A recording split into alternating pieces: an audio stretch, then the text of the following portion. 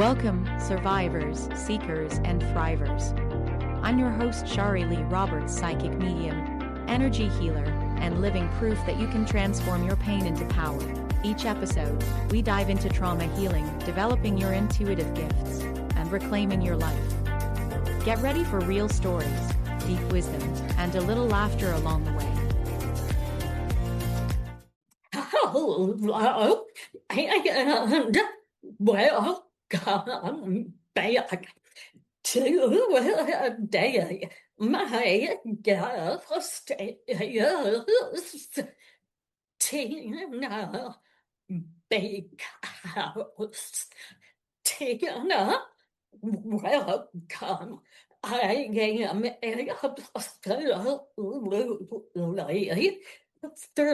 thrilled to have you here.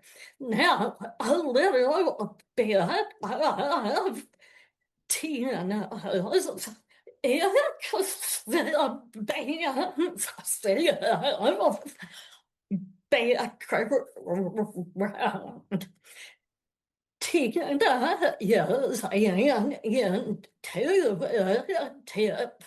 communication coach who guides heart-centered leaders who are ready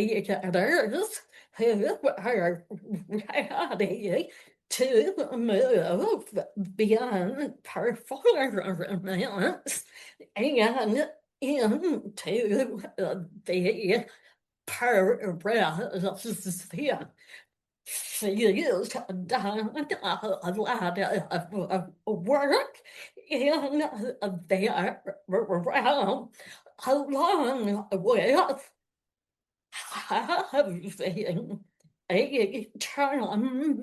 having a tremendous amount of credentials, certifications, and degrees.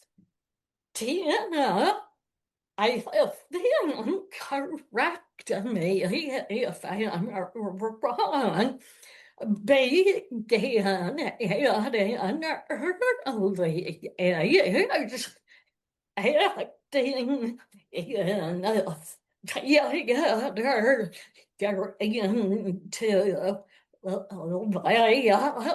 yoga, and just a myriad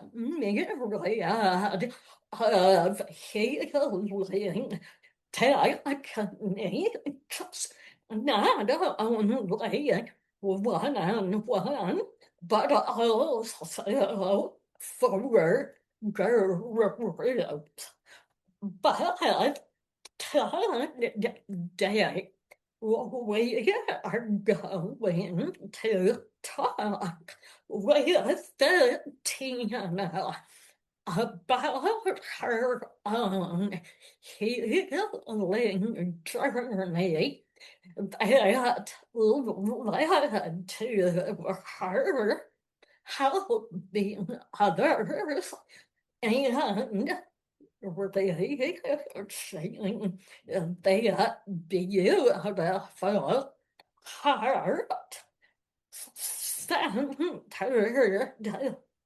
beautiful heart-centered place that allows her to think, to be, and to speak love.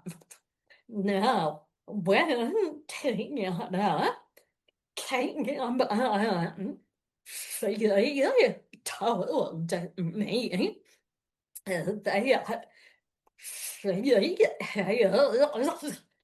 been on her own 8-part and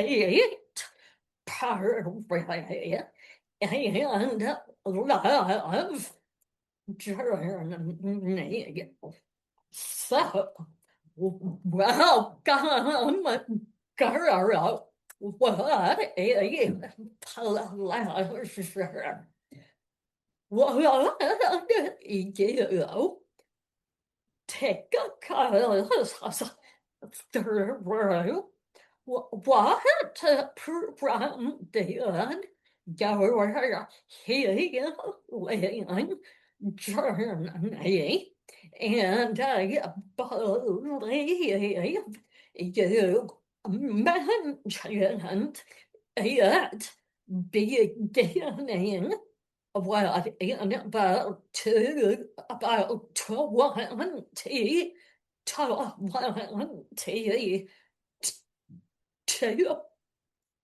Yeah, starting in 2022. Yes. So Well take done. it. Thank you. Yeah, so first of all, I'm profoundly grateful to connect with you, Shari. So thank you so much for having me. I go by Tina B, as in BE. It's a beingness, and it's part of the work that I do as an intuitive communication coach. So as you've asked, I'm happy to share my journey, as it's been deeply integrative of tapping into my inner child and healing her and giving her a voice, which is ironic, as that's what I teach and guide my clients into, is their breath, their body, to be the voice and to stand in their truth and to express their story in whatever way they want or need to, professionally, personally, and beyond. So about 3 years ago, I had this inciting incident where my son actually was making me a latte from an espresso maker that he had given to me. And I realized, I'd asked to have it put in a mug, a specific mug, and he used another one, and I snapped at him. He's making me a latte, right? Yeah. And I caught myself going, oh, it hit me so hard, and I repaired it quickly and said, "Oh, sweetheart, I'm sorry. I snapped at you." And this was the inciting incident that made me realize my child he probably was in the midst of excitement, making something for me. Instead of expressing full on gratitude for what he was doing for me, his mother, I was critical. I was telling him what he was doing wrong. And I realized it's not him, it's me. My inner child was not being heard. And so that was the moment of snapping me into reality. I need to go on this healing journey. And so from there, I did an eat, pray, love on complete and utter full-blown blast beyond what Elizabeth Gilbert did. She did about a year. Mine's been 3 years. And that moment happened. I thought, okay, I don't want to be this angry mom.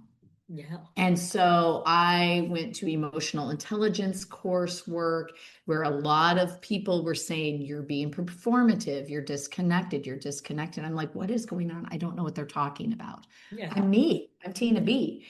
Yeah. And then I started to realize, as I walked through this journey and I started to do more solo trips, I went on some retreats, women leadership retreat, where I was getting more and more mirroring of people who were judgy or shushing me or this and that and telling me things and coming at me. And so I've done probably about every modality that you can label, from sound healing to tantric healing to neurological therapy to gut health, because I never felt full physically. Your brain and your gut need to talk to each other. And it was very Glennon Doyle, like, if you've heard of her work, where she's, gone through a lot of modalities as well. And what I started to realize is I didn't feel safe. I even did some microdosing and some journeys, and it was in a journey that, with my beautiful spiritual guide, as we had conversations, that I realized, oh my gosh, I haven't felt safe since I was like 3 years old or younger, where an adult in my life, a trusted adult, took advantage, and that was in my body. And then it became multiple leaders of a church who were not who were breaking my boundaries, and then shamed me when I said I need help. And my parents didn't know what to do or how to help. And then it was in college with multiple sexual assaults, all these layers of things. And what I realized is, oh my gosh, I don't trust myself. I don't trust my intuition. I was not taught discernment. I was not taught how to make those decisions and create what I call love gates. They're boundaries of saying no is enough and don't feel guilty for it. That's saying yes to yourself. So what did I find out, Shari? Oh my. I realized I married the most kind, profound man, John, because he loved me more than I loved myself. And in this process, as I'm coming into myself, and we lived on a farm, and it's been a 20 plus year marriage, I realize, oh my gosh, I am attracted to women. Wow. I mean, when we got married, I said, oh, I'm bisexual. And we laughed. And he said, yeah, we have that in common. We both find women attractive. I was like, all right, I'll still marry you. Yeah. And so I did. And so when in August of 2024, when we looked at each other, he's like, you just need to say it, Tina B. And we sobbed and sobbed and sobbed when I realized that he couldn't give me what I needed at a romantic level. And yet he still had that for me. And how do we dance in this? Yeah. And at the same time, I'm running him to the ER probably a half a dozen times because he has so much fluid coming out of his heart. Okay. And the terror of losing, like 2 different times, he nearly died from heart procedures, one of which I was in the room when he was in the process of coding. So I'm on this process and we're starting to figure out like, well, we decide to, out of love, consciously uncouple. And then a month later, when I come out to his family, our son, who's now 15, he's diagnosed with stage 4 follicular lymphoma around the heart and in his bone. And we sell all the livestock and I move out. So this all happens from August to October of 2024. That's a lot, isn't it, Shari? So Yeah. because we live in an 1880s Victorian home, I'm an intuitive coach, he's a farmer.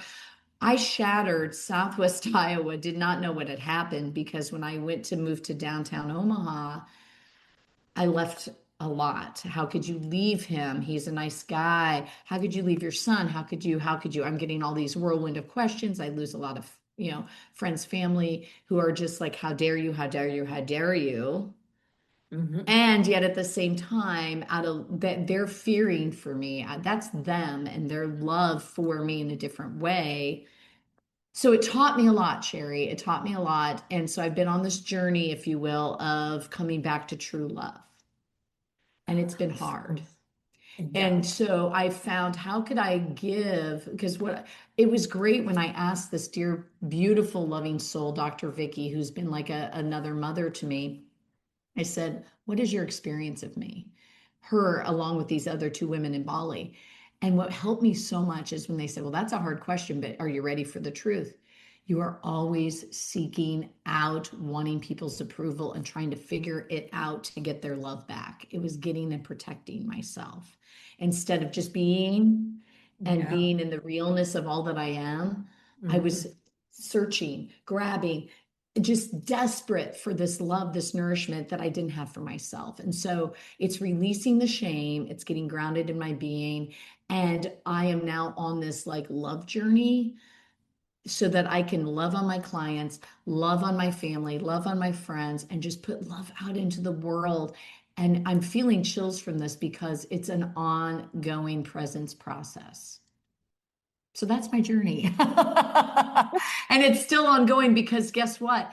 I've also experienced in the last several months old experiences, I kid you not, of reliving them and changing the story. Like a moment with a guy who reminded me of an ex-boyfriend who took advantage of me, and I rollerbladed and all the things. And I got to shift the story pattern of what happened that day 30 years ago. And so more of that has happened, right? Where I'm writing stories. Yeah. Hello. Yeah. Hang up, man. That it's the beer youngest player allowing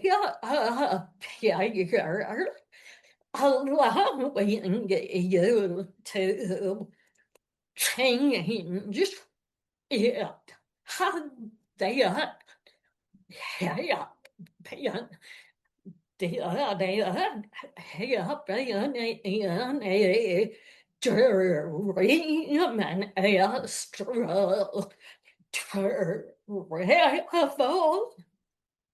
Yeah. So, there's been a lot of them actually, Sherry. And so, because I don't want to, like, I guess what it is, right, is a lot of it is teaching me boundaries. yeah. And so I have had people from June, Mayish, June of this past year cross over those boundaries, and I had a crossroads, a choice. Okay. Okay. Yeah. And this was the Mhm. universe saying, sweetheart, what are you going to do? Are you going to do what you did 30 years ago or Okay. 35 years ago? Like, it's like I think about 13, at age 13, I got to live those moments and get in my inner child and talk to her and say, sweetheart, it's okay to tell them no. It's okay to write that letter, say those words, or be strong and stand for what you deserve, as opposed to giving in, whether in a physical way because you thought that that's what they would want because they need the love and you don't want to, but you're going to do it anyway. So I, step back from that. Or if it's protecting your peace when someone's going out and wanting to imbibe in lots of drinking and you don't feel safe, you choose a different route. And you Yeah. express that with love and without judgment. Everyone is allowed their choices. And they were mirrors, all these different people from where I live to where spaces and places I was finding myself on personal, professional ways. And so it was a gift. All these people, all these experiences from this past May to now have been gifts from the universe to script differently. And so I was like getting these downloads of, oh my gosh, I'm in this moment again. And this is what I did. And this is how it made me feel. So it was getting really grounded in my body of like, what is how's this feeling? Oh, this is completely horrifying. I don't like this feeling. I feel unsafe. I started to ask questions, right? You have to Mhm. ask, what am I feeling? Where is my mind? Where is my body? Where am I at? Then I have to acknowledge, and like Brene Brown, label it. Label the Yeah. feeling, label the emotion. You can't, and then is it grief? Is it anger? Is it fear? And it was a lot of fear. I even Mhm. experienced getting tingles because of all these layers of cake of fears. And it was Wow. all over my feminine side, like exploding all over my body. And let me tell you, Uh, that's the wildest ride of pain, sharp knife, stabbing pain, yeah. ache, whatever. And it was like a gift because it's my body saying, you need to stop and slow down and make slow pacing. Rest and digest, sweetheart. Pace with grace. And so I say all of this, right? Because after you ask and acknowledge and label, then you need to get in alignment. The anxiety was getting so heightened that I had to release it and find Mhm. people who were safe, who I could connect to talk about these things, whether it was religion, sexuality, whatever, whom I trusted, as well as listen, read, dance, move, get in nature, take naps, whatever, to, you know, take care of myself. So it's from a physiological, mental, emotional state. And even, sometimes a scoop of ice cream or popcorn was also awesome, or a little cup of coffee, and seeing a rooftop Yeah. sunrise. It's taking in and healing her. Like, what was wild is I've craved ice cream a ton this last 6 months because that was my childhood comfort. Is a little scoop of ice cream. And so I'm like, Yeah, oh, yeah. allow her without judgment and criticism. Yeah. I really like how you really refer to those moments. It is being mirrors. And okay, so many of us, and I did hurriedly in my healing really refer to those times as times I was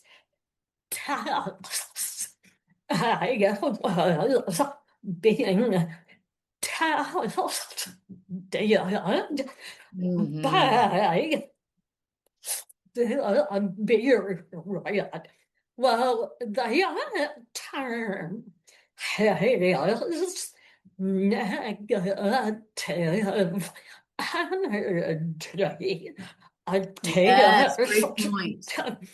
So I highly recommend that people refer to mirrors or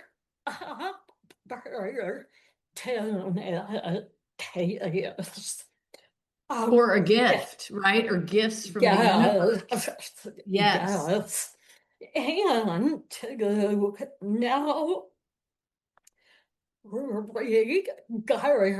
regardless of how far you elevate your knowing your understanding and energy, there will always be opportunities and gifts. They're not as often, but they do come, and to look at them in a positive light does wonders. And I mean, that's true about everything, right? Okay. It's all in the framework, right, Shari? It's all how we frame it. Yes.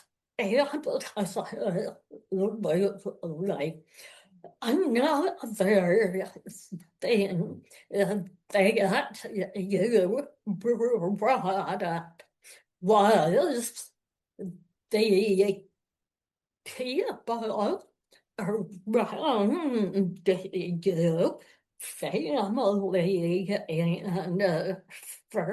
and friends.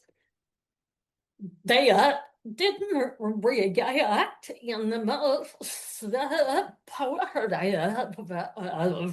ways.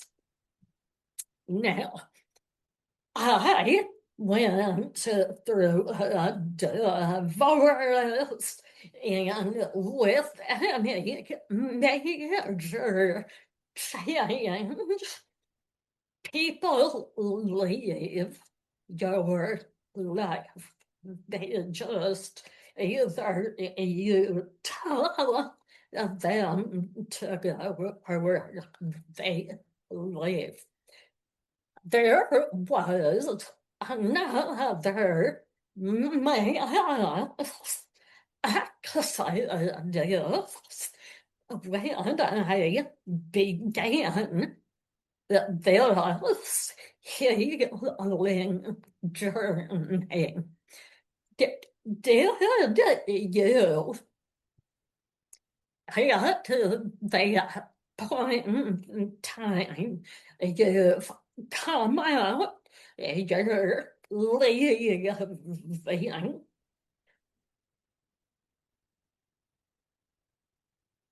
viện chị ở biết chị phải giờ tớ nể ở đức chị bé pa tớ chị lấy anh này ấy phải chị khi bé mà yên giờ alive what the pony giờ giờ so that being a people polyester and just allow people to live. That's such a rich question, Sherry, because I'm a recovering people pleaser, right? Yeah, Because yeah, it's a form of so, manipulation, right? Somebody told me that recently because you're really lying to yourself and lying to other people. And that's, even if you think it's positive, it's really a form of manipulation. And I would say I, with the guidance of an intuitive healer, as well as my spiritual business coach, those two people profoundly helped and guided me to that accountability of showing up for myself. yes, Because when you say yes, when you mean no, you're not showing up for what you believe in, what you need, what you want. So initially, I was doing what my body was used to doing, which is disassociating and rescuing, and all of that's form of people pleasing, of rushing to the aid of family, rushing to the aid of friends, yeah, rushing to say and do and be initially. Then I realized that feels ick in my body. That's stressing me out. And this is not my new truth, because I don't know if you've read the book by Martha Beck. It's powerful, Weight and Integrity. And she says you can have joy, and she's a sociologist. You can have joy and you'll lose everything to build to that, right? So you yeah, lose your old identity because yeah, you're going back to what you were born as, the being that you yeah, are. So I wrote multiple letters to family, had multiple conversations with people in my life, friends, family, etc., where I stayed true and stayed as neutral with love and groundedness as possible, and allowed them that element of grief, because they were like, I don't like this. It feels weird. I want you the way you were because it's comfortable for me. So I yeah, allowed that. That's their reaction. They are allowed their reaction because it's ick, it's hard, and it is a dance. And I got to stay in my being. And I had days, I kid you not, where I sobbed and sobbed and sobbed. And I yeah, literally got incontinence at times where I had to run to the bathroom a lot because my body was just so profoundly sad. Because yeah, all we want as individuals, I don't care what level you are of introversion on that spectrum of how you charge your batteries, we need an element of sense of belonging. And so I yes. allowed the grief to come through of the loss of what was, Mhm. and started to really pray a lot, connect with my loving guides, my God, whatever you want to label it. Everybody has a Yeah, different way. yeah, To know that I was cared for, that I needed to trust life's process, trust the universe. And here's what's wild is John, my co-parent and partner, and we still call each other partners as we're uncoupling, because there's a love there, there's a specialness there. yeah. Um, he says, I will stand for you. And in all of that, I was grateful because Oh my God. the universe gifted Yeah. him. So here's what's wild is late March of this year, he went to his oncologist. He's been doing chemo, rounds of it, right? And there's no activity of cancer in his body. We get that PET scan, right? And the Yeah. oncologist, I mean, since April of 2024 till about that moment, we kept hearing, we've never seen this before. There's so much fluid. There's so much fluid. There's so much fluid. Wild, right? And for the oncologist to say, I've never seen this before, the fact that there's no cancer activity. John and I cried with joy And he said, I think it's because, Tina, my heart is healing because you're healing. He was so empathically connected to me. And this is where we are interconnected. I needed John in my life to come back to myself. And he, out of love, rode that wave of hard and grief. I mean, because we've done Marco Polos back and forth of videos of when he took his wedding band off and sobbed because he still had this love for me and I held space for him. And my son said it beautifully. He said, Mom, I think Dad is always going to adore you. It's just going to soften a little bit over time. So there is a specialness, right? And Anderson, our son, who's an incredible human, and he chose me as his mom. We are creating family newly. And I think we're dancing in it in a way that's raw and real and giving ourselves individually and each other grace. And I share this with you because there's so much hate in the world. And I feel it. Like I've seen it and I've felt it with acquaintances, with people. And I choose love. And I'm grateful. And I'm so grateful. Well, you are really remarkable, but John is also, wow, I am blown away. You to epitomize love. You do. Yes. What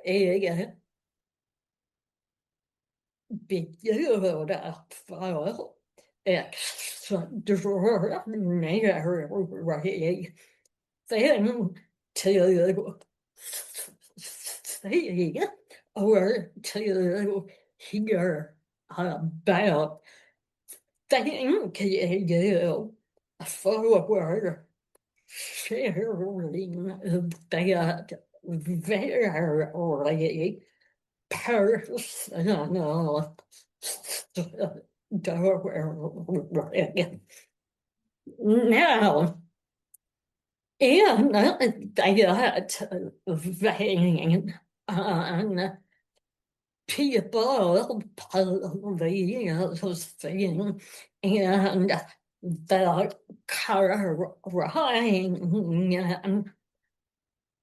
totally have been there, and anyone, everyone that I know who took the healing journey did the fantastic hard work. Yes, gone through it, and it is important that you said you need to let it happen. Do not fight it. Let it happen. The energy has been locked up so damn tight for so long. It needs time to come out. Oh, yeah, Shari. I mean, let it happen. What a powerful phrase, right?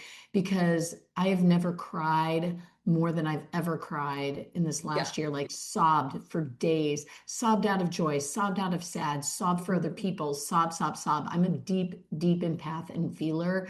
And I want to share with you, like a week ago, I'm in this women's healing art group. It's 10 weeks. And for the first time, I'm like, I'm going to trust the process. For a long time, I didn't trust group. I'm like, I can do this on my own. And the therapist said a few weeks ago, like, you don't have to bear the healing journey on your own. Like, let's do it in group. Yeah. And I've seen the power of that. Last Yeah. week, we had these journals, and journals are important to me. Wordsmithing. I'm a writer. I published a book, blah, blah, blah. I journal richly every day. I call it my soul journal, and kind of do what Elizabeth Gilbert does and ask, what does my soul want me to know and love today? Right. And then I free write. And it's like she talks with me, right? In that dance. Yeah. So, anywho, last week we couldn't find my journal. Oh, my nervous system started to go in a Yeah. ruckus, right? And so this is your Yeah. point of let it go, let it flow, let it Yeah. be. Yeah. I fell on the floor and I just sobbed. I Uh-huh. saw visions of my childhood, of when my boundaries were broken, when something that was important to me was taken away or whatever. I sobbed and I sobbed. And then I started to let out stuff. Oh my gosh. I said, the fear and the terror of losing John, because I was in an adrenaline of, is he going to die? Is he going to die for months? And I let that out. And then losing him as a friend, and being a terrible mom, and all these things started coming out. And I just poured it out of in front of women, and with a therapist who gave me a box of tissue. And I was public, like they are in Bali with their grief, because in the United States, we're supposed to shove it under the rug, be pretty, Yeah. be quiet, don't be that person that shows the discomfort of the feelings that you're feeling. Like, Yeah. you know, and I get Yeah. it, but I don't.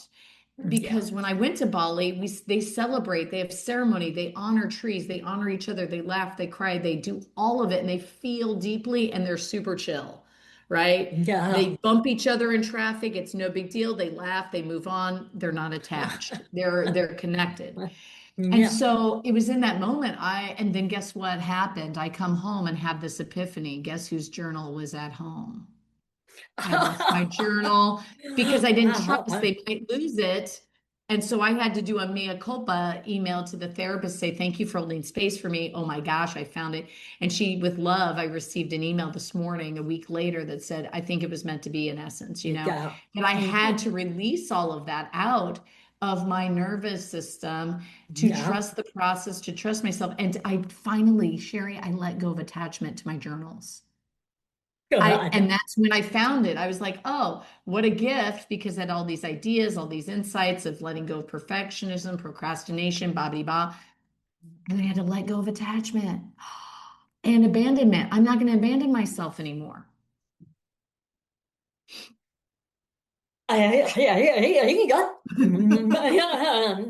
We're we're high-fiving each other. Yes. Like, I also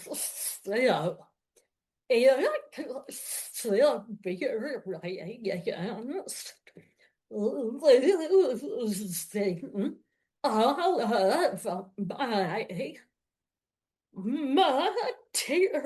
material belongings, possessions,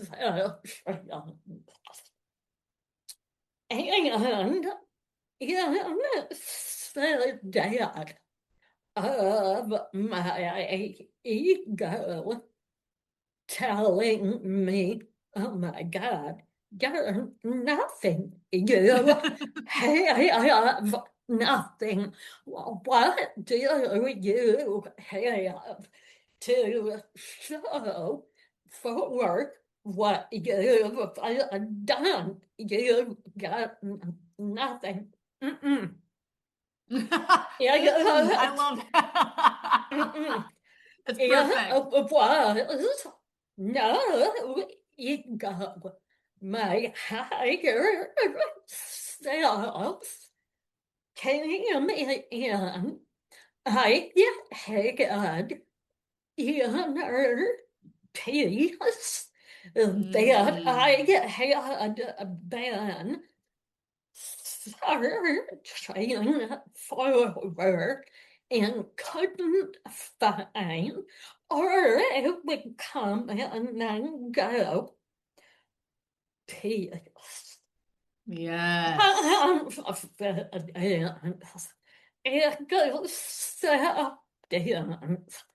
Oh, new understanding that I am not about my territorial banners. And the fact I didn't have anything holding me down or back was like a life borderline. You forward.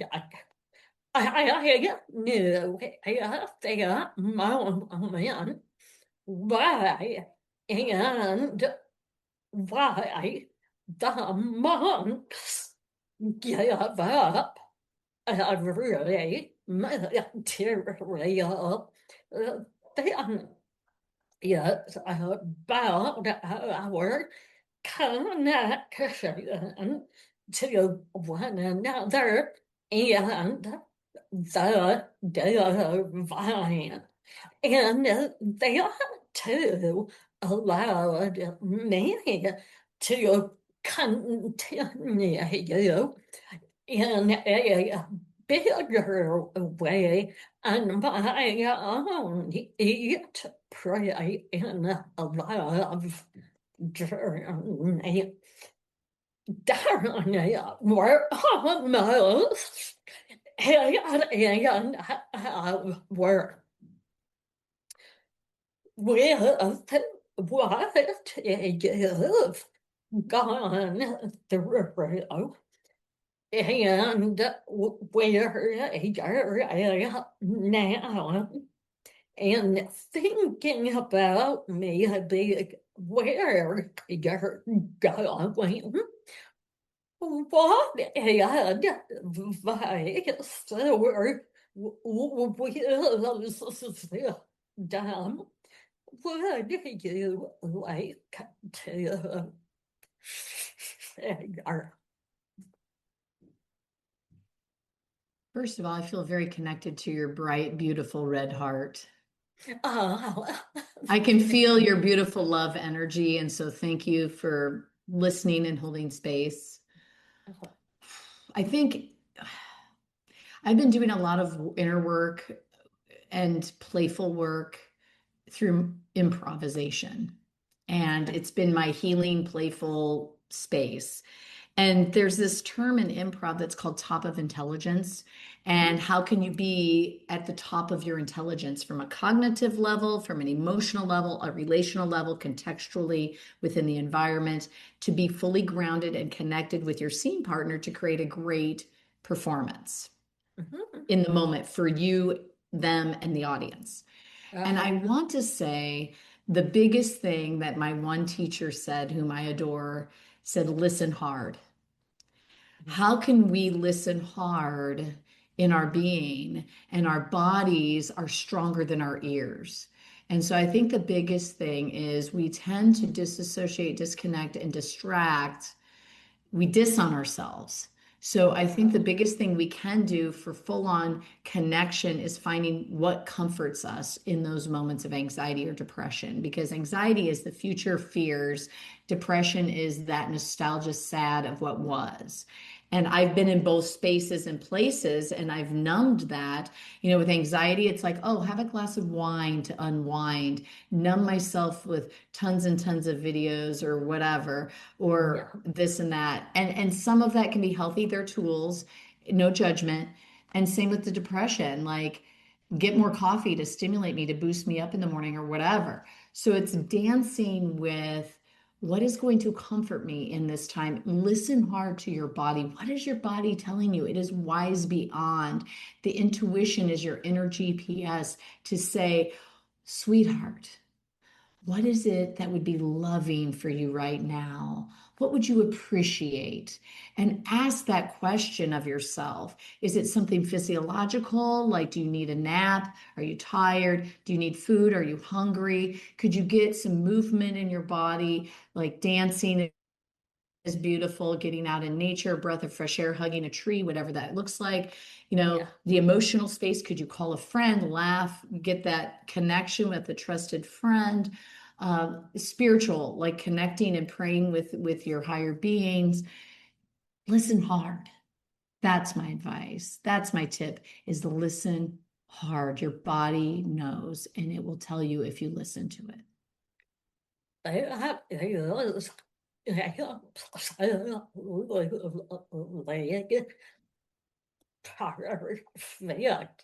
And spot I thinking how where you so well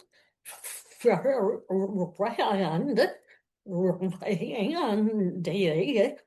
Pfizer use to stay when in doubt are in a bad mental alliance. This must get your self. What is the bad thing that I can do for myself right now? And they are big to your point. They are listen hard and do it whatever it is, do it. Tina, baby, thing you are a beautiful bright. So keep on being you really love you, girl. Well, I love you too, Shari, and I mean that. I can feel your heart and your gift, and just what you're putting out into the world is beautiful. So thank you so much for this invitation to connect. I appreciate you more than you know.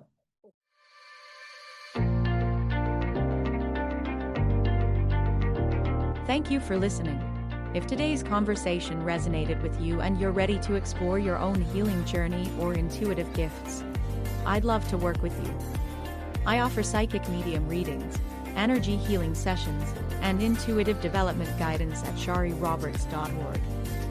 And if you're not quite ready for a session, but want to be a part of the conversation in a supportive community, join my private Facebook group. The link is in the show notes. You can also connect with me on LinkedIn, Facebook, and Instagram.